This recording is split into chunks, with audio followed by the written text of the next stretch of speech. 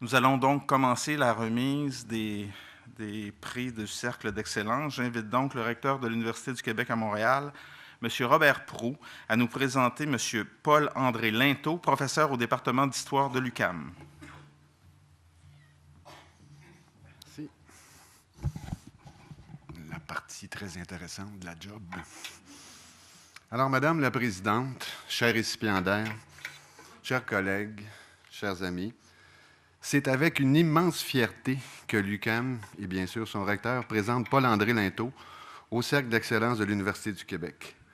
Professeur au département d'histoire depuis 1969, Paul-André Linteau compte parmi les historiens du Québec les plus réputés. La très haute qualité de ses travaux lui a d'ailleurs valu, en 2012, le prix Léon Gérin, la plus haute distinction conférée par le gouvernement du Québec dans le domaine des sciences humaines.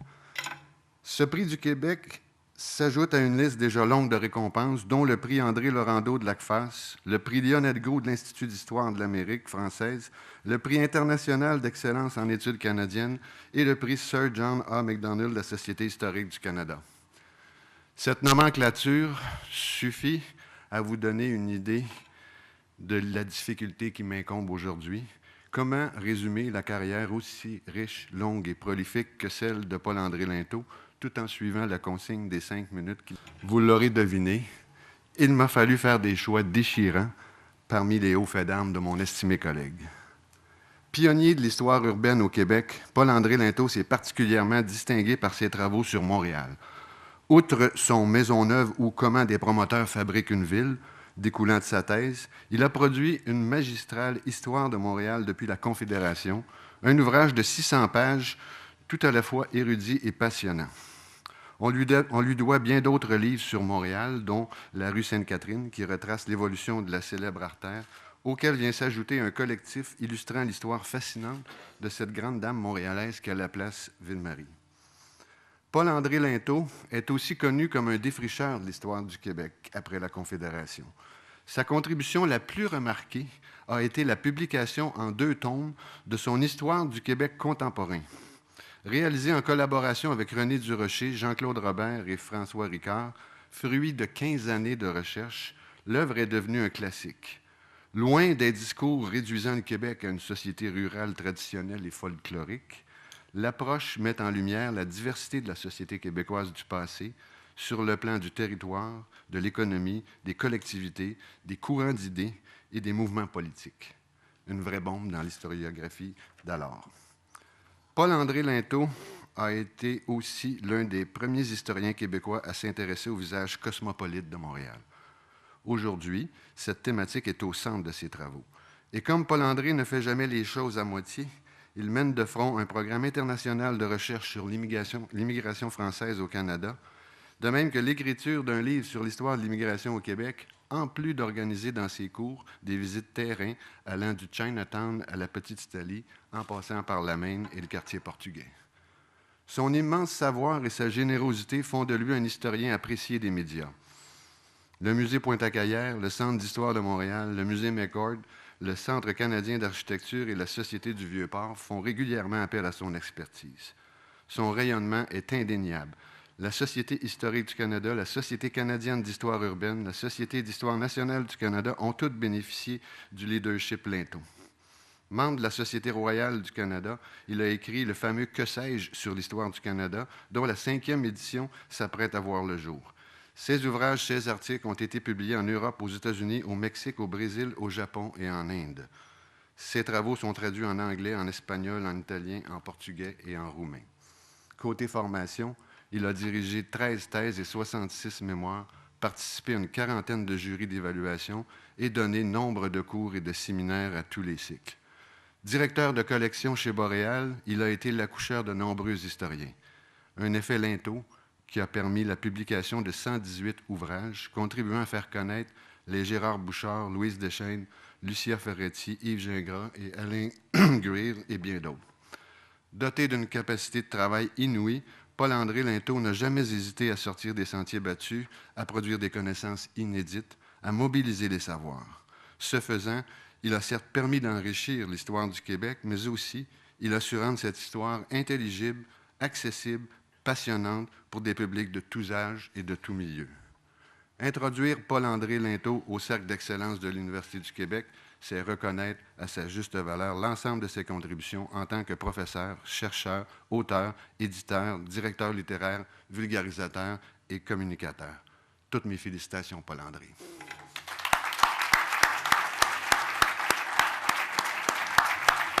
Je vais le reprendre après.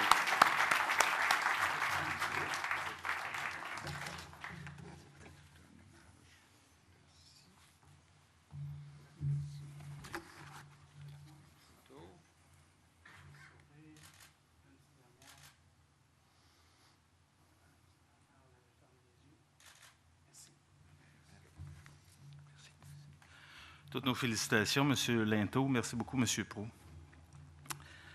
Madame la rectrice de l'Université du Québec à Trois-Rivières, Madame Nadia Ghazali, si vous voulez bien vous avancer pour nous faire l'éloge de Madame Justine Renaud, étudiante à la maîtrise en biophysique et biologie cellulaire à l'Université du Québec à Trois-Rivières.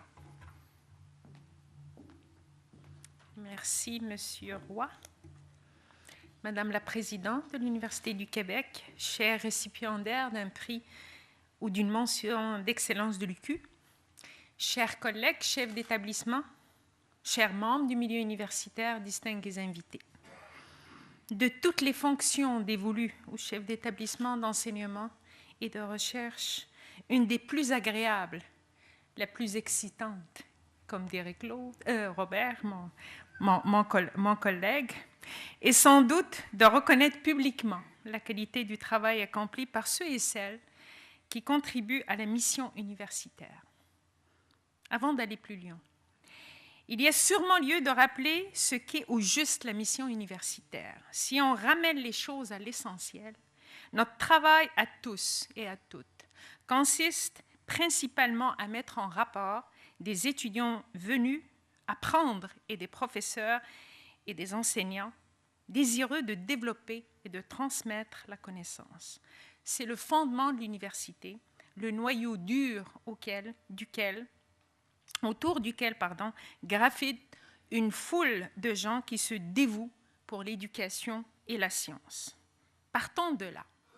Force est de convenir que toute définition de l'excellence en milieu universitaire doit prendre en compte les efforts déployés par la population étudiante, tous ceux et celles qui fréquentent l'université pour satisfaire leur curiosité, leur soif d'apprendre, leur envie de se dépasser, de réussir et de se forger un avenir. Je suis en ce sens très heureuse que Madame Justine Renaud soit admise au Cercle d'excellence de l'Université du Québec. Étudiante au département de biologie médicale de l'UQTR, cette jeune femme de très grand talent affiche un parcours académique impressionnant et s'est engagée dans une carrière scientifique qui s'annonce très prometteuse. Une université brille aussi par les réalisations de ses étudiants. De fait, c'est une grande fierté pour l'UQTR de compter Justine Renaud dans ses rangs. Au regard des notes qu'elle obtient, de ses qualités de chercheuse et de ses diverses implications, aussi bien à l'université que dans son milieu, il s'agit là d'une candidate en tout point remarquable. D'ailleurs, son dossier académique force l'admiration. En cours d'études, elle a su maintenir une moyenne qui frôle la perfection et qui la classe parmi le 1% des meilleurs étudiants de son département, tant au premier qu'au deuxième cycle. Bien qu'elle soit au seuil de sa carrière scientifique, vous allez voir, c'est une jeune, belle femme. Justine Renaud fournit les preuves indéniables d'aptitudes exceptionnelles en recherche, ainsi que l'atteste un dossier de publication déjà bien étoffé. À l'UQTR, 2 fois ses prestations par affiche lui ont valu un premier prix institutionnel dans le secteur des sciences de la santé. En tant qu'université, nous avons la responsabilité de préparer la relève et d'en créer un appel d'air qui tire le talent vers le haut. Nos règlements prévoient à cette fin le passage direct du 2e au 3e cycle pour les étudiants qui présentent des capacités d'exception. Et Justine est assurément de ceux-là. En vertu de cette disposition, elle a été admise cet été au doctorat en biologie cellulaire et moléculaire. Ses travaux portent sur le pouvoir neuroprotecteur et anti-inflammatoire des molécules naturelles sur des neurones en culture et in vivo. Bien sûr, je ne pourrais pas vous détailler ça. Il importe d'observer qu'au fil de ses activités scientifiques, la nouvelle admise au cercle d'excellence a elle-même mis au point certains protocoles de détection qui font appel à des techniques innovatrices en biologie. Les organismes de financement les plus réputés au pays lui ont signifié leur appui. Durant ses études, elle a notamment bénéficié de bourses d'initiation du CRSNG et du FRQS avant de récolter certaines distinctions de très grand prestige.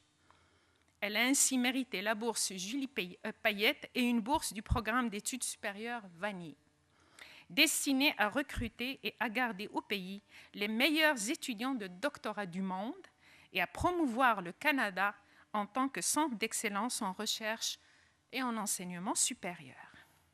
Et ce n'est pas fini.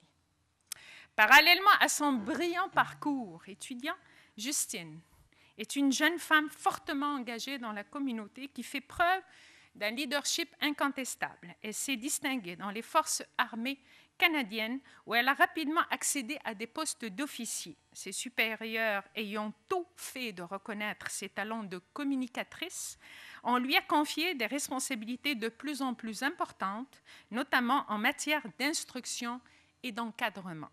Plusieurs mentions et honneurs militaires lui ont été décernés à ce jour. Ses responsabilités dans les forces l'ont bien servi à l'UQTR. En plus de ses activités d'étudiante-chercheuse, elle a accepté le rôle de mentor, d'accompagnatrice et de coordonnatrice auprès des étudiants en stage dans nos laboratoires. Très dévouée, elle assiste ses collègues, notamment pour les manipulations techniques, la rédaction de rapports, la préparation des communications. L'expérience enseigne que, le plus souvent, les candidats véritablement exceptionnels non seulement excellent dans ce qu'ils entreprennent, mais savent encore trouver du temps pour aider les autres.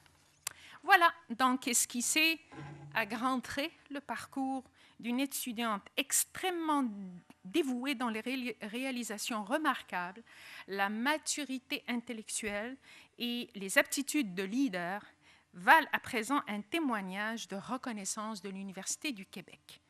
Chère Justine, tes professeurs, tes enseignants et tes collègues sont fiers de ce qui t'arrive aujourd'hui. Tu mérites amplement cette distinction prestigieuse. Nous sommes d'ailleurs convaincus que tu sauras te montrer digne de ta nomination au Cercle d'excellence auquel tu ne manqueras pas de faire honneur. Au nom de l'ensemble de notre communauté universitaire, reçois mes félicitations enthousiastes et sincères. Chapeau et surtout, ne quitte pas l'UQTR. Merci beaucoup.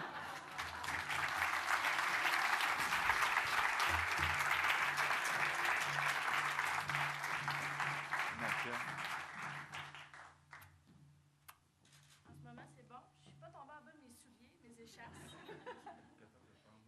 Oui, je suis capable. Parfait. Excellent.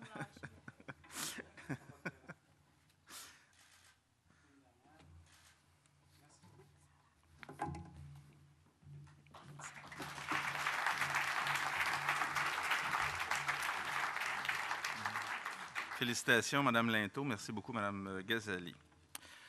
Monsieur Martin Gauthier, recteur de l'Université du Québec à Chicoutimi, je vous demanderai de vous approcher afin de nous faire découvrir votre récipiendaire, Monsieur Kevin Bouchard, doctorant en sciences et technologies de l'information à l'Université du Québec à Chicoutimi.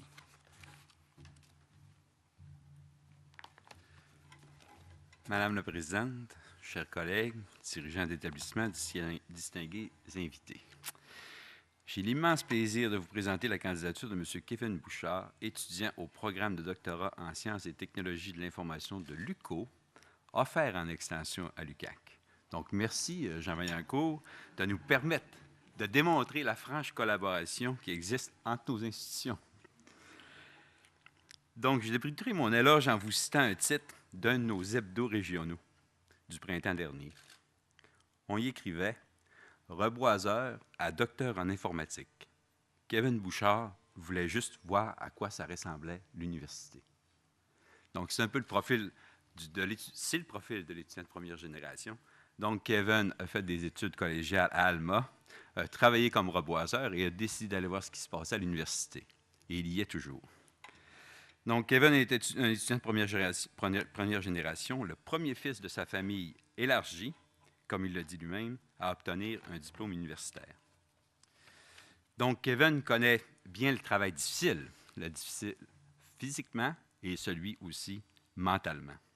Lorsqu'il effectuait ses études au baccalauréat, Kevin a eu la chance de rencontrer 2 professeurs qui ont été significatifs pour lui.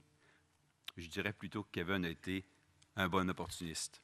Les professeurs Bouzouane et Bouchard l'ont embauché comme assistant de recherche au LIARA, c'est-à-dire au laboratoire de recherche sur l'intelligence ambiante pour la reconnaissance d'activités. Et là, je ne vous parlerai pas de ce laboratoire-là, parce que je suis très passionné par le laboratoire en question. C'est comme mon endroit préféré pour aller m'amuser. Mais disons que c'est un laboratoire où on y développe des équipements à l'aide de technologies pour aider, par exemple, les gens atteints d'Alzheimer. Donc, vous avez des équipements qui vous rappellent que vous êtes en train de vous faire cuire les pâtes. Donc, si vous êtes endormi momentanément parce que vous l'avez oublié, il y a un système pour vous réveiller, pour vous ramener à l'ordre. Donc, c'est aussi large que ça.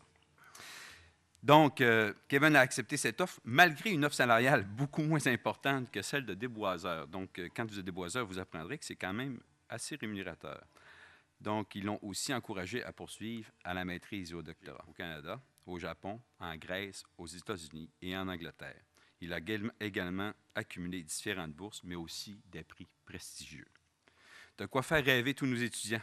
Bref, Kevin, bravo pour cette décision difficile, mais surtout judicieuse.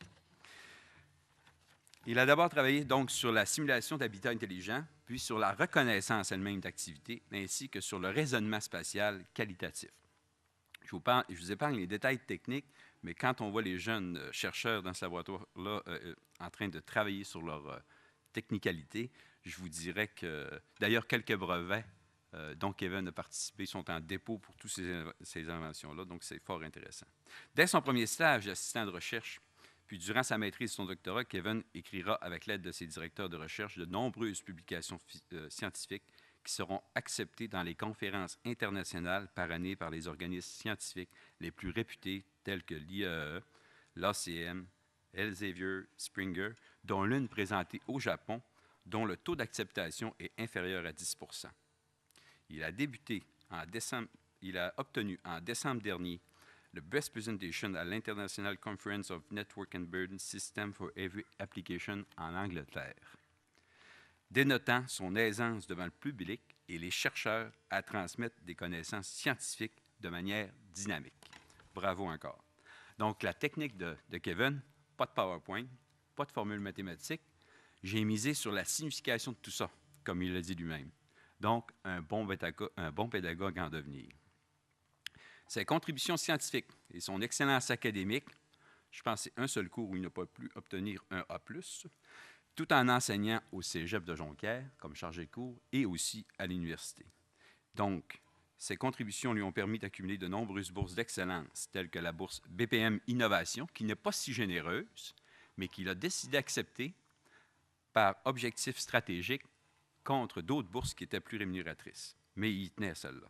Il a obtenu aussi la bourse B1, B2 du FQRNT, ainsi que la prestigieuse bourse Alexandre Graham Bell de maîtrise et de doctorat d'une valeur de 105 000 $. En plus de tout ça, Kevin tente de redonner à sa communauté. En plus d'être membre de l'ACM et de l'IAE, il effectue des revues critiques dans 2 journaux internationaux. Il a été membre de différents comités de programme à l'UQAC. Il a participé à la révision des programmes de baccalauréat en informatique et en jeux vidéo. Il est aussi ambassadeur étudiant depuis 4 ans. Il a effectué des entrevues radiophoniques et a été conférencier dans un colloque informatique de l'Association québécoise d'établissements de santé et de services sociaux, dont vous comprenez le lien avec les personnes atteintes de maladies de l'Alzheimer. Kevin aimerait faire une carrière universitaire. Je suis en train de faire ta langue, Kevin. Il souhaite devenir professeur. Donc, Kevin, je le confirme, c'est le plus beau métier du monde. Mais promets-moi une chose, accorde-nous un droit de premier refus si tu as une offre d'emploi. Donc, c'est afin de souligner l'excellence du travail de Kevin, un étudiant d'exception, que l'UQAC soumet son admission au Cercle d'excellence et ainsi lui témoigner de notre reconnaissance pour cette réalisation remarquable et surtout le remercier sincèrement de nous rappeler à nous tous le vrai sens de notre travail. Merci, Kevin.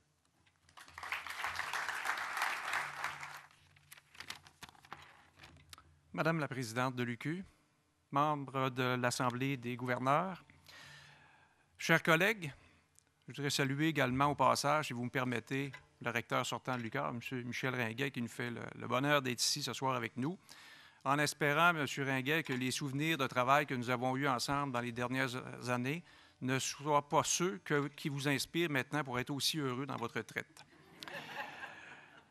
Je salue également par opportunisme, bien entendu, puisqu'on m'a dit qu'il faut toujours garder de bons liens avec notre présidente du conseil d'administration, notre nouvelle présidente du conseil d'administration, Marie-Hélène Chouinard. Bravo, Jean-Pierre, tu as bien fait ça. Évidemment, je me considère très privilégié ce soir de parler au nom de l'Université du Québec à Rimouski pour souligner la contribution de la personne que nous avons choisi d'honorer ce soir. Il s'agit de Mme Hélène Sylvain, professeure au département des sciences infirmières. Mme Sylvain s'est démarquée par ses travaux entourant le VIH, en plus d'être fortement impliquée dans la recherche sur les soins de santé et services de santé également de première ligne en région. Ces recherches qui positionnent l'individu en tant qu'acteur de la mise en œuvre de solutions, intégrant des dimensions encore peu exploitées à ce jour, sont novatrices. Ces recherches ont d'ores et déjà donné des retombées en termes d'amélioration de qualité de soins et de services de santé, grâce à son souci constant pour la transmission des nouveaux savoirs vers le milieu des soins. Elle a rapidement tissé des liens avec le milieu de la pratique.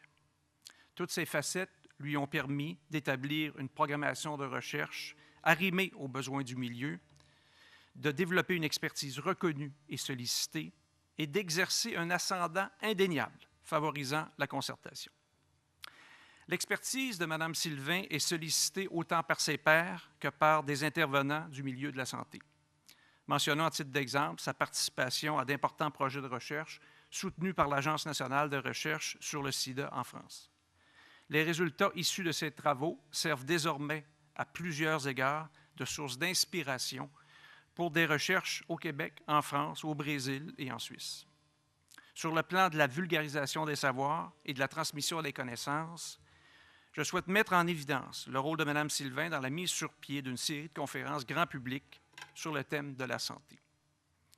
Sous l'influence indéniable de Mme Sylvain, les sciences de la santé, et particulièrement les sciences infirmières, sont devenues l'un des pôles en émergence de l'UQAM. Elle a contribué activement à la mise en place du département des sciences infirmières. Elle a aussi été un acteur clé dans l'élaboration et la création du laboratoire de recherche en santé en région, le LASER.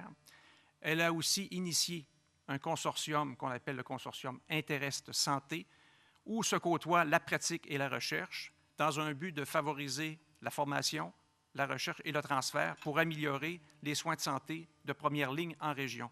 Pour y arriver, elle a travaillé de concert avec les professeurs de l'UQAM, mais aussi, et c'est important de le mentionner, avec les 3 agences de santé du Bas-Saint-Laurent, Gaspésie et Côte-Nord, ainsi que l'Institut national de santé publique. C'est donc pour sa contribution en recherche, mais aussi beaucoup pour l'influence bénéfique qu'elle exerce auprès de ses pairs que nous avons retenu la candidature de Mme Sylvain. Cette pionnière représente aujourd'hui un modèle ainsi qu'une source d'inspiration pour ses collègues. Si vous avez la chance de parler avec elle ce soir, vous allez réaliser qu'elle peut être très convaincante. Cependant, son pouvoir de conviction s'exerce dans le plus grand respect. Ainsi, elle n'a rien à voir avec le bras meurtri du vice-recteur formation et recherche, ni même avec le coup de scie à chaîne qu'a reçu récemment notre secrétaire général. Et soyez assurés, Mme Sylvain, ce n'est pas parce que la remise du prix se fait dans un musée que nous souhaitons nécessairement votre départ à la retraite. Bien au contraire, une personne comme vous, nous souhaitons qu'elle demeure parmi nous pendant encore de nombreuses années, de façon à ce que vous meniez encore à terme bien longtemps des développements pour le bénéfice de l'Université du Québec à Rimouski. Donc, il me fait plaisir, au nom de l'ensemble de la communauté universitaire, de vous féliciter, Mme Sylvain, pour cette marque de reconnaissance. Merci.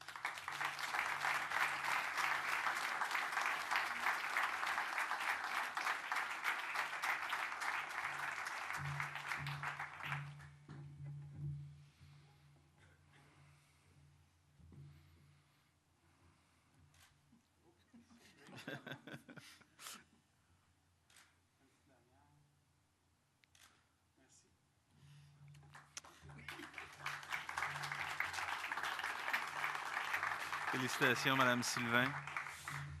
Merci, M. Ouellette. C'est maintenant au tour du recteur de l'Université du Québec en Outaouais, M. Jean Vaillancourt, à venir témoigner de la valeur de son récipiendaire, Mme Lise Legault, directrice du service des finances de l'UQO. M. Vaillancourt. Alors, Madame la Présidente, chers collègues, le Cercle d'excellence de l'Université du Québec, c'est aujourd'hui un très grand nombre de professeurs et d'étudiants, mais c'est également quelques membres de la communauté universitaire qui agissent en appui à la mission universitaire. Alors, Madame Lise Legault fait partie de ce groupe-là. Elle est directrice des finances, du service des finances de l'Université du Québec en Outaouais. Et bien qu'elle soit à l'emploi de l'UQO depuis moins de 4 ans, Mme Legault a su démontrer des qualités exceptionnelles, entre autres, en matière de préparation budgétaire, de contrôle administratif et de gestion financière. Détentrice d'un baccalauréat en sciences comptables de l'Université du Québec en Outaouais, elle est admise à l'Ordre des comptables agréés du Québec en décembre 1984. Mme Legault débute sa carrière à titre de vérificatrice au sein du cabinet comptable Lévesque Marchand, où elle s'impose rapidement en obtenant une note parfaite lors d'un contrôle de qualité effectué par les inspecteurs de l'Ordre des comptables agréés pour un dossier de vérification dont elle avait la charge. On me dit qu'en 1984, c'était plutôt rare, ce genre de note.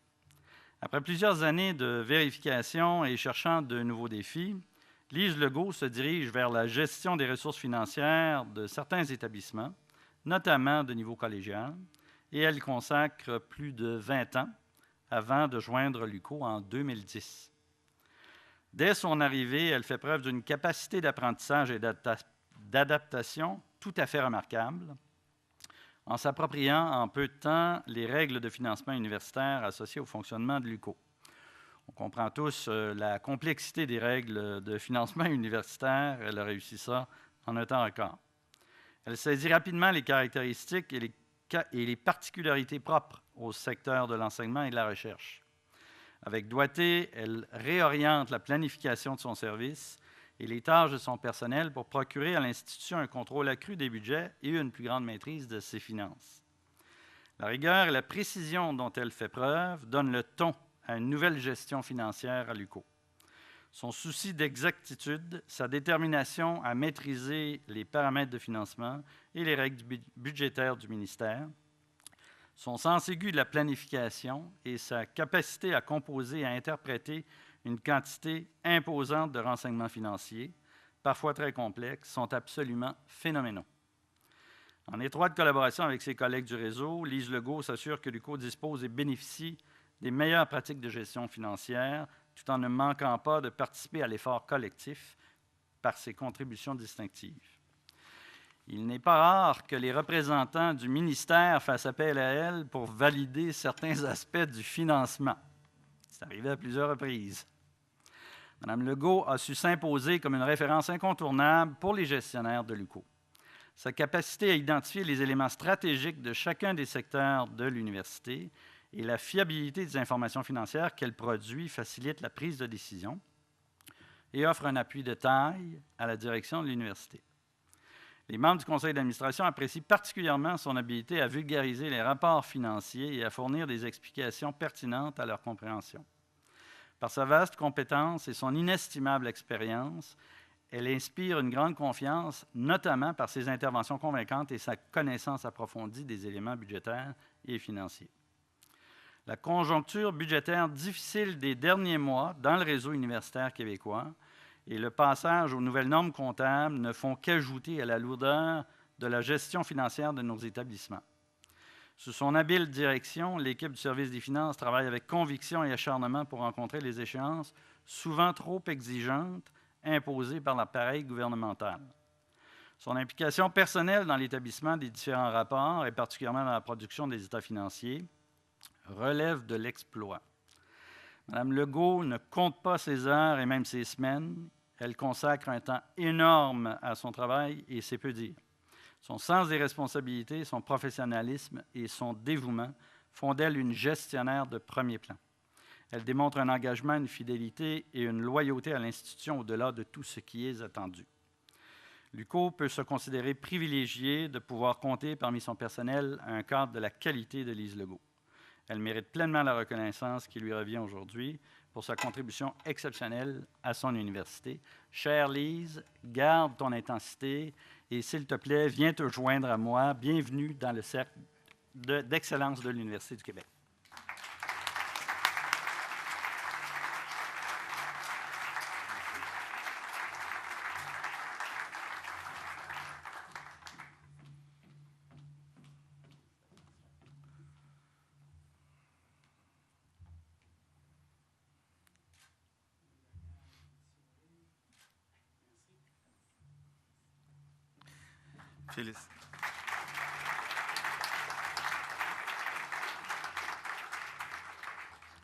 Félicitations, Madame Legault. Merci, Monsieur Vaillancourt. Madame Joanne Jean, rectrice de l'Université du Québec en Abitibi-Témiscamingue, voulez-vous, je vous prie, venir nous faire l'éloge de Monsieur Roger Gauthier, président de la Fondation de l'Université du Québec en Abitibi-Témiscamingue.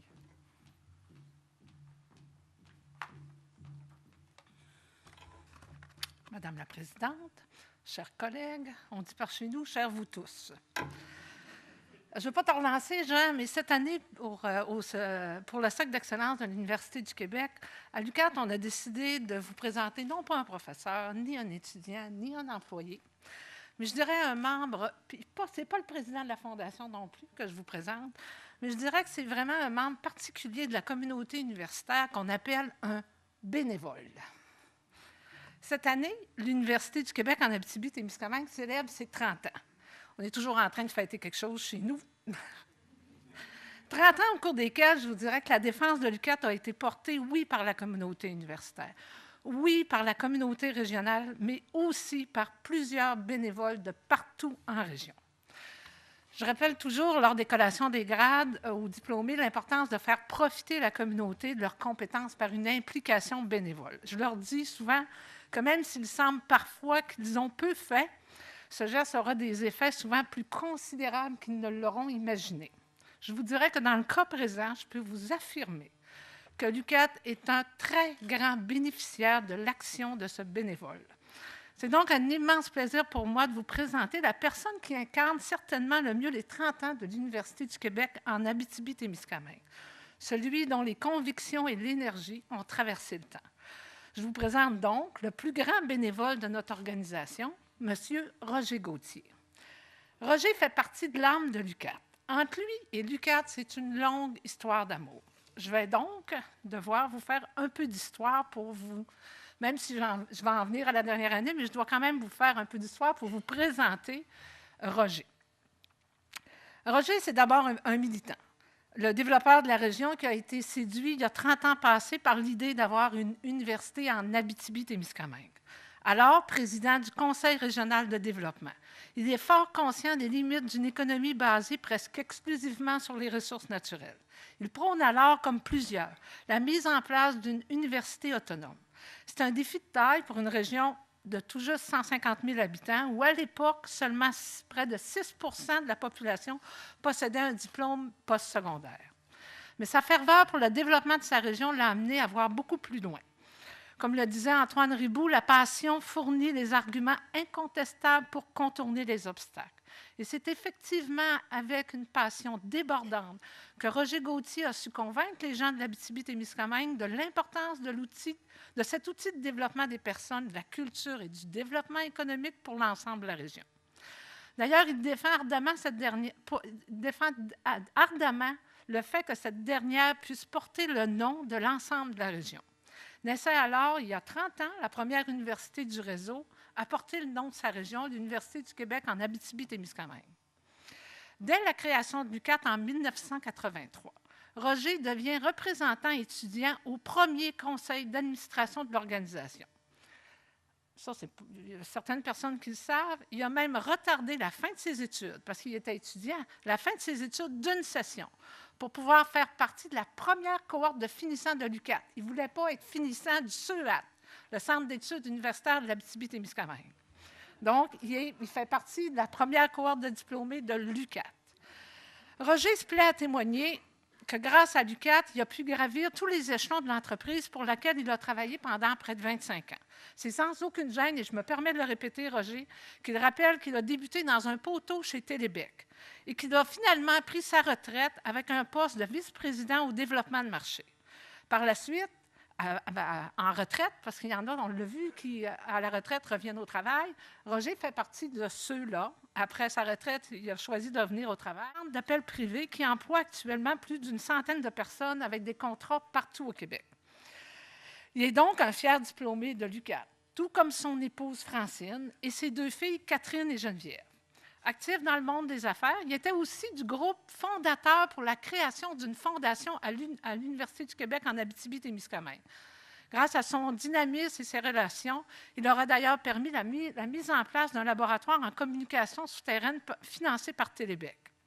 Roger a présidé aussi le conseil d'administration de l'UQAT pendant 4 ans. Il est toujours présent et actif et il assume aujourd'hui avec brio encore la présidence de la fondation de l'UQAT. J'en viens à la dernière année qui vient de s'écouler. Roger a été choqué des discours démagogues de la dernière année concernant les universités. Un discours sans nuance qui, selon lui, met trop facilement université et recteur dans le même panier. Je répète. Sentant son université menacée, sa fibre régionale l'a fait se lever encore une fois. Il a donc assumé le leadership d'une importante mobilisation régionale, avec pour slogan « L'UQAT, je l'aime, j'y tiens ». Puis ils ont lancé ça le 14 février. C'est très concept. Avec d'autres partenaires de l'UQAT. Il a demandé aux municipalités, organismes de développement, les entreprises d'affaires des 4 coins de la région de témoigner de leur appui à notre institution. Plus de 60 résolutions sont parvenues aux députés et ministres concernés, sans compter l'important tapage médiatique. Comme chef d'établissement, il faut que je vous avoue qu'il est très rassurant de pouvoir compter sur un appui comme celui de Roger Gauthier. Évidemment, il n'est pas le seul, mais c'est certainement Roger qui incarne le mieux toutes ces femmes et ces hommes qui, depuis 30 ans, appuient avec force et conviction le développement de l'enseignement et de la recherche en Abitibi-Témiscamingue. L'UQAT est une université humaine, créative et audacieuse, à l'image des gens de sa région, et Roger Gauthier en est un fier représentant. Déjà médaillé de l'UQAT en 2006, nous souhaitons rendre hommage autrement à un homme de conviction sur lequel on peut toujours compter. C'est donc un grand honneur et un grand bonheur de vous le présenter. Et je vous invite à accueillir chaleureusement au Cercle d'excellence de l'UQ, M. Roger Gauthier.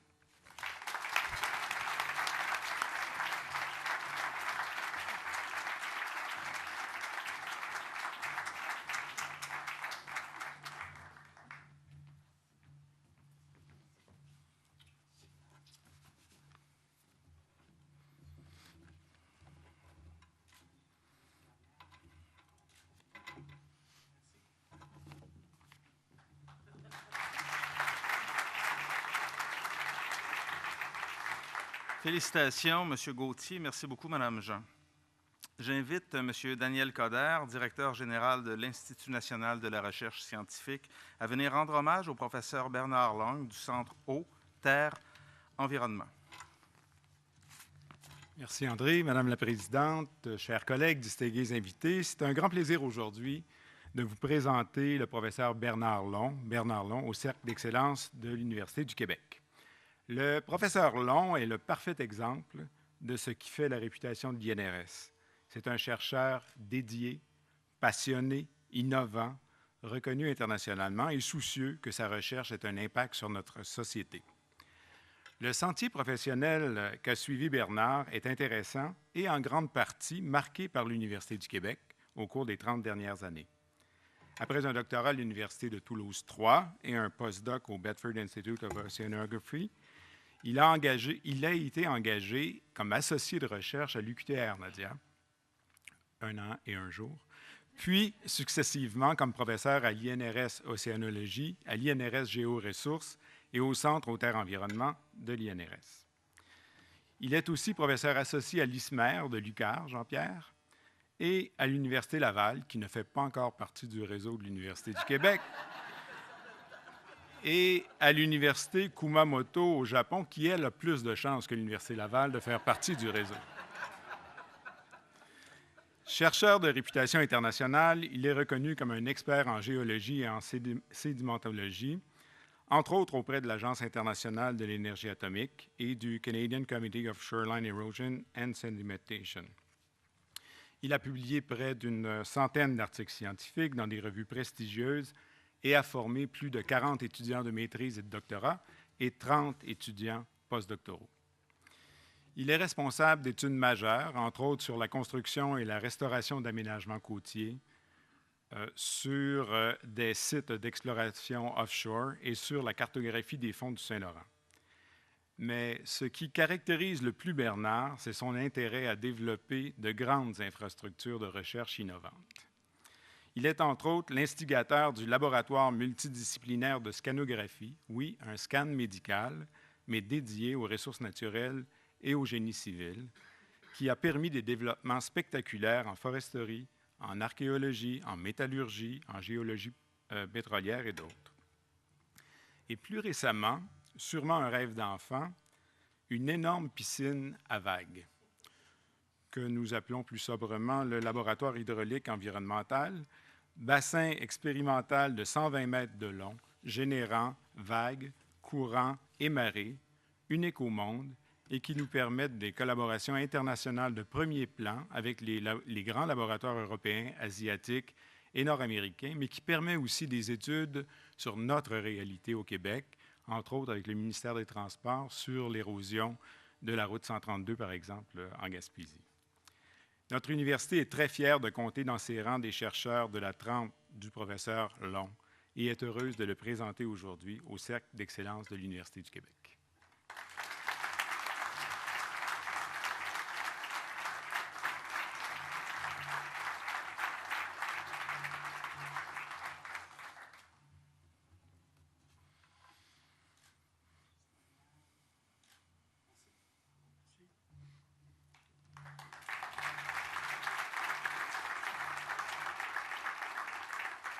Félicitations, M. Long.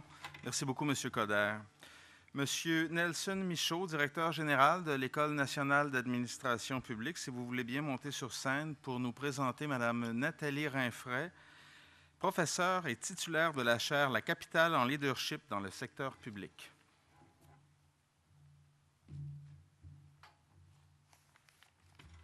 Merci beaucoup, Monsieur le secrétaire général. Madame la Présidente, chers et distingués récipiendaires des prix d'excellence, personnes nominées au Cercle d'excellence, Président, Présidente des conseils d'administration, chers collègues, chers amis et artisans du réseau de l'Université du Québec, c'est avec beaucoup de bonheur et surtout une très grande fierté que l'École nationale d'administration publique souhaite présenter la professeure Nathalie Rinfret au Cercle d'excellence de l'UQ. Après un doctorat en psychologie obtenu de l'Université d'Ottawa, Nathalie Rinfret a déjà fait des premiers pas à l'intérieur du réseau en faisant son postdoc au département de psychologie de l'UQAM.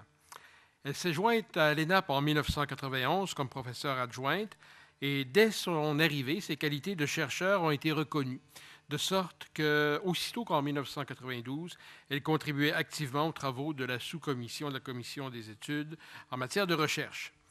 Elle a aussi participé au groupe de travail de l'Université du Québec de demain en 2000 et 2001. Nathalie Rinfret s'est surtout distinguée au cours des dernières années par la mise sur pied de la chaire en leadership La Capitale. Les travaux de la chaire sont des travaux qui ont des retombées pratiques dans le quotidien des gestionnaires publics. Au cours de la dernière année, alors que les investissements publics, je pense qu'on le sait un petit peu, n'étaient pas très au rendez-vous pour les universités, La professeure Rinfret a réussi à trouver les appuis voulus, notamment auprès d'administrateurs en résidence chez nous, qui lui ont permis d'améliorer significativement la santé financière de sa chaire. Et vous en conviendrez avec moi, il s'agit d'un exploit en soi. Nathalie Rinfret s'est engagée dès ses années de formation dans les réseaux de diffusion scientifique et ses travaux lui ont valu plusieurs reconnaissances.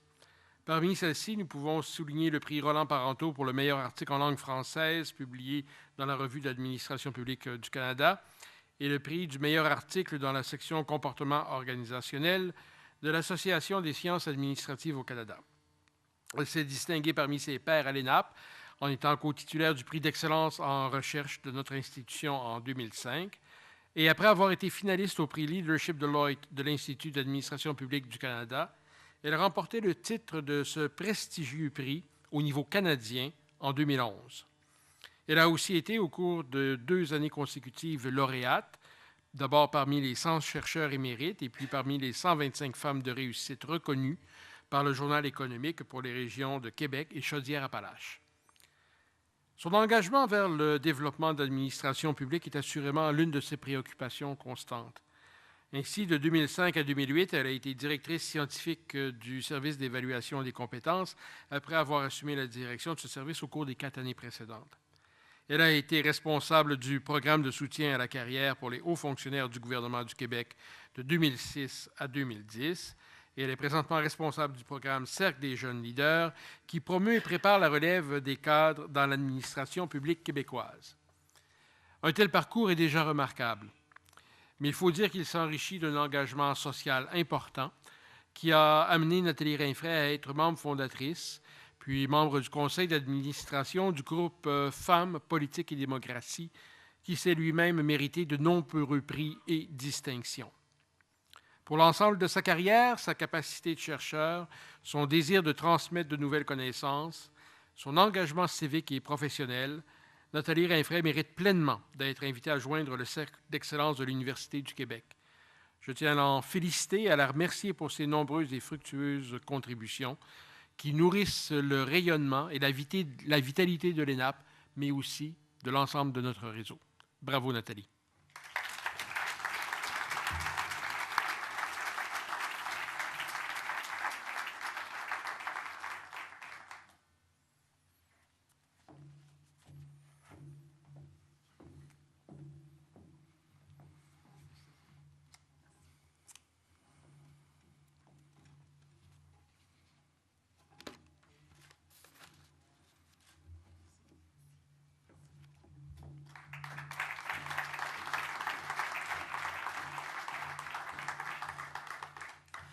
Félicitations, Mme Rinfret. Merci, M. Michaud. M. Louis Marquis, directeur général par intérim de l'École de technologie supérieure, si vous voulez bien nous faire découvrir votre récipiendaire, le directeur des affaires professorales, M. Paul Joly.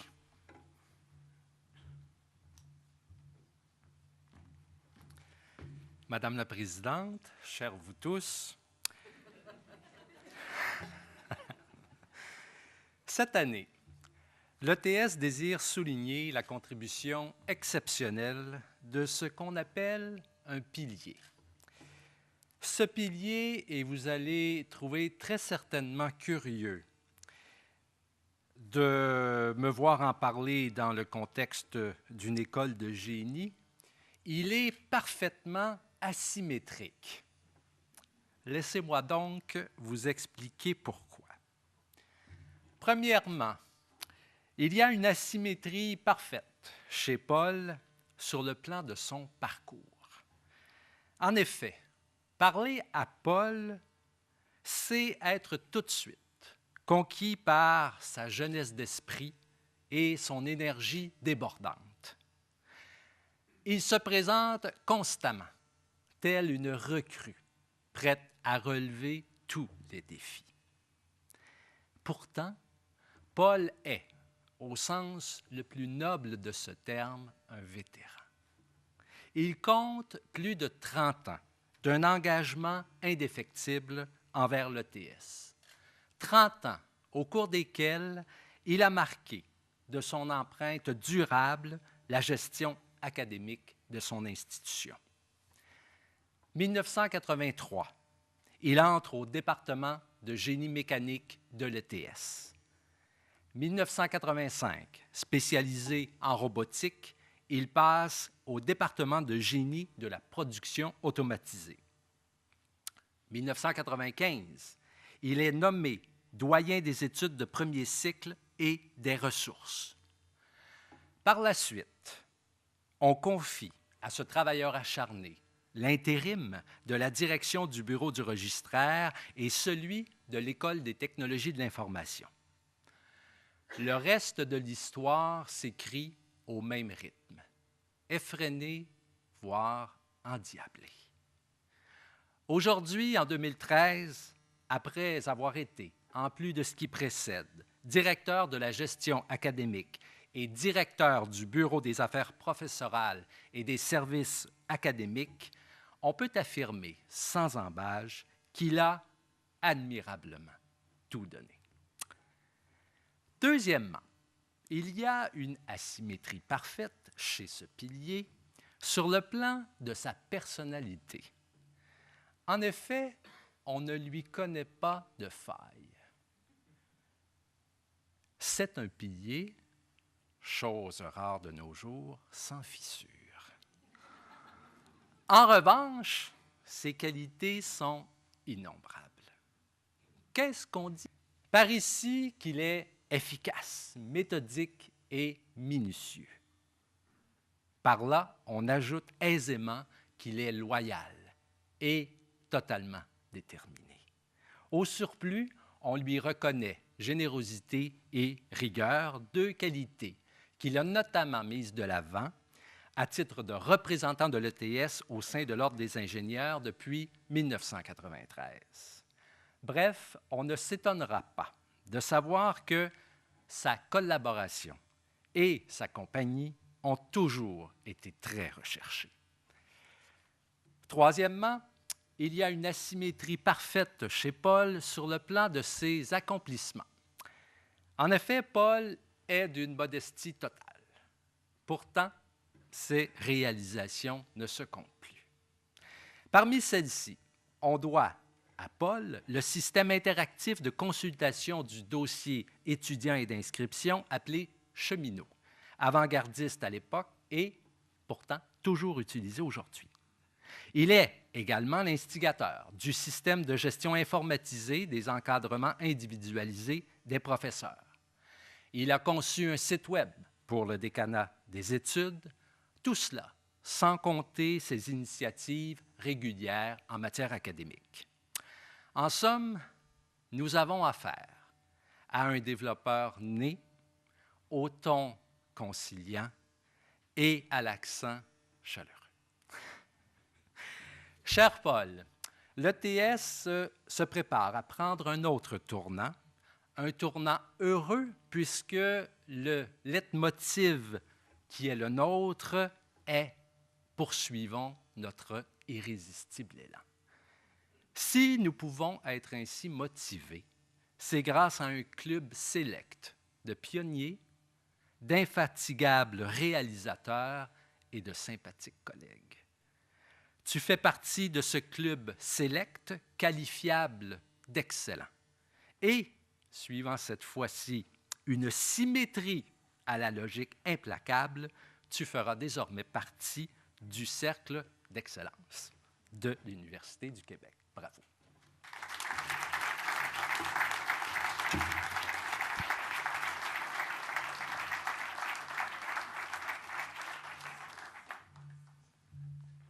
J'ajoute qu'il y a une pointe de délinquance. Asymétrique.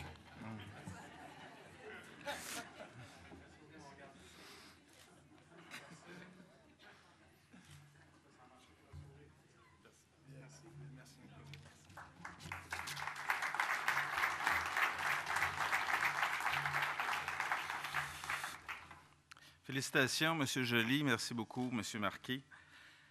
Merci à tous les chefs d'établissement pour ces témoignages éloquents et félicitations aux nouveaux membres du Cercle d'excellence de l'Université du Québec. Je vous invite à les applaudir.